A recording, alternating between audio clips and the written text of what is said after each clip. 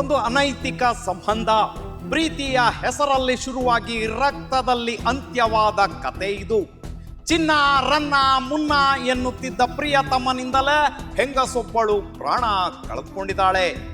ಆದ್ರೆ ಈ ಕ್ರೈಮ್ ಕಥೆಯಲ್ಲಿ ಮತ್ತೂ ಒಂದು ರಹಸ್ಯವಿದೆ.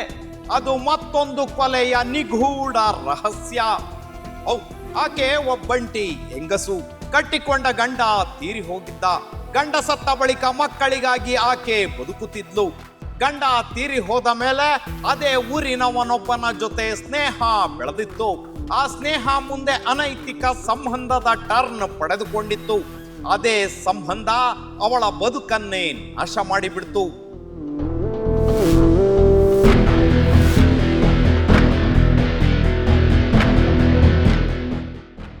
ಇದು ಹಾಸನ ಜಿಲ್ಲೆಯ ಸಕಲೇಶ್ಪುರ ತಾಲೂಕಿನ ಅತ್ತಿಹಳ್ಳಿ ಗ್ರಾಮ.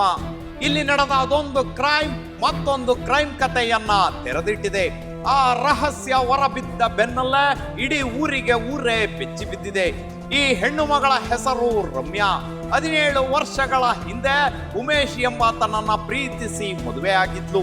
2 ಮಕ್ಕಳು, ಸಣ್ಣ ಕುಟುಂಬ, ಎಲ್ಲವೂ ಚೆನ್ನಾಗಿಯೇ ಇತ್ತು. ಆದ್ರೆ ಈಕೆ 2 ವರ್ಷಗಳ ಹಿಂದೆ ಗಂಡ ನಿಗೂಢವಾಗಿ ಸಾವನ್ನಪ್ಪಿದ್ದ. ಊರವರು ಮತ್ತು ಕುಟುಂಬದವರು ಸಹಜ ಸಾವು ಅಂತೇಳಿ ಸುಟ್ಟಾಕಿದ್ರು. ಆದ್ರೀಗ ಈ ಸಾವಿನ ಹಿಂದೆ ಅಡಗಿದ್ದ ರಹಸ್ಯವೊಂದು ತೆರೆದುಕೊಂಡಿದೆ. ಆ ರಹಸ್ಯವೇನು ಅಂತ ಆಮೇಲೆ ಹೇಳ್ತೀವಿ. ಗಂಡ ತೀರಿ ಹೋದ ಮೇಲೆ ರಮ್ಯಾಗೆ ಅದೇ ಊರಿನ ಚಂದ್ರೇಶ ಎಂಬಾತನ ಜೊತೆ ಸ್ನೇಹ ಬೆಳೆದಿತ್ತು. ಸ್ನೇಹ ಅನೈತಿಕ ಸಂಬಂಧವಾಗಿ ಕನ್ವರ್ಟ್ ಆಯ್ತು. ಒಂದಷ್ಟು ದಿನ ಜಾಲಿಯಾಗಿದ್ದ ರಮ್ಯಾ ದಿಢೀರನೆ ಊರು ಬಿಟ್ಟು ಬೆಂಗಳೂರು ಸೇರಿಕೊಂಡು ಬಿಟ್ಲು. ಹೌಸ್ ನರ್ಸ್ ಕೆಲಸ ಮಾಡಿಕೊಂಡು ಮಕ್ಕಳ ಜೊತೆ ಹೊಸ ಜೀವನ ಶುರು ಮಾಡಿದ್ಲು.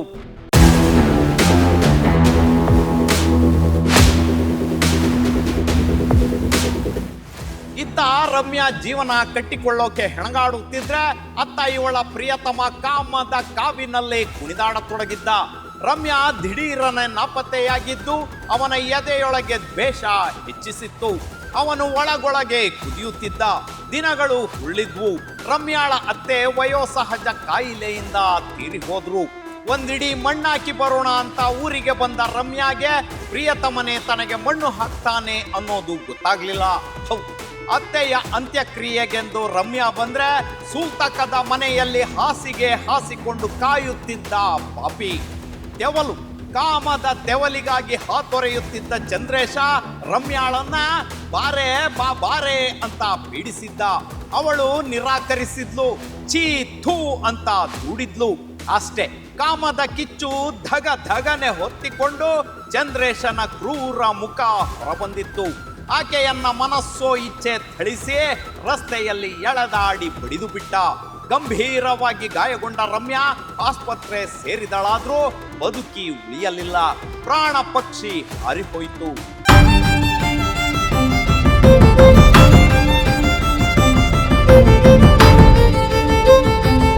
ಕೊಲೆ ಪ್ರಕರಣ ದಾಖಲಿಸಿಕೊಂಡ ಯಳಸೂರು ಪೊಲೀಸರು ಆರೋಪಿಯನ್ನ ಬಂಧಿಸಿ ವಿಚಾರಣೆಗೆ ಒಳಪಡಿಸಿದ್ರು.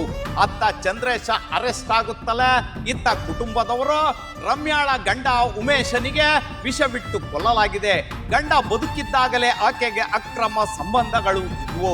ಅದಕ್ಕೆ ಅಡ್ಡಿಯಾಗಿದ್ದ ಗಂಡನಿಗೆ ಊಟದಲ್ಲಿ ವಿಷ ಹಾಕಿ ಕೊಲ್ಲಲಾಗಿದೆ.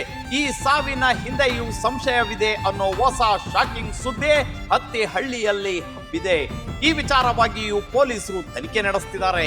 ಇನ್ನು ಪ್ರಿಯತಮನಿಂದ ವಧೆ ತಿಂದು ಬಂದಿದ್ದ ರಮ್ಯಾ ಮನೆಯವರಿಗೆ ಏನನ್ನೂ ತಿಳಿಸಿರ್ಲಿಲ್ಲ. ಆದ್ರೆ ಅದ್ಯಾವಾಗ ತಾನು ಬದುಕೋದಿಲ್ಲ ಅನ್ನೋದು ಗೊತ್ತಾಯ್ತೋ ಎಲ್ಲ ಸತ್ಯವನ್ನ ಹೊರಹಾಕಿದಾಳೆ. ಒಟ್ನಲ್ಲಿ ಅಕ್ರಮ ಸಂಬಂಧ ಕ್ಷಣಿಕ ಸುಖ ಕೊಡಬಹುದು, ಆದರೆ ಅದರ ಅಂತ್ಯ ಮಾತ್ರ ಭಯಾನಕ. ಈ ಕಥೆಯಲ್ಲಿ ಸರಿ ಯಾವುದು ತಪ್ಪ್ಯಾವುದು, ಪ್ರೀತಿನ ಕಾಮನ ದ್ರೋಹನ? ಉತ್ತರಿಸಬೇಕಾದ್ದು ನೀವು. ಕಮೆಂಟ್ ಮೂಲಕ ನಿಮ್ಮ ಅನಿಸಿಕೆ ತಿಳಿಸಿ.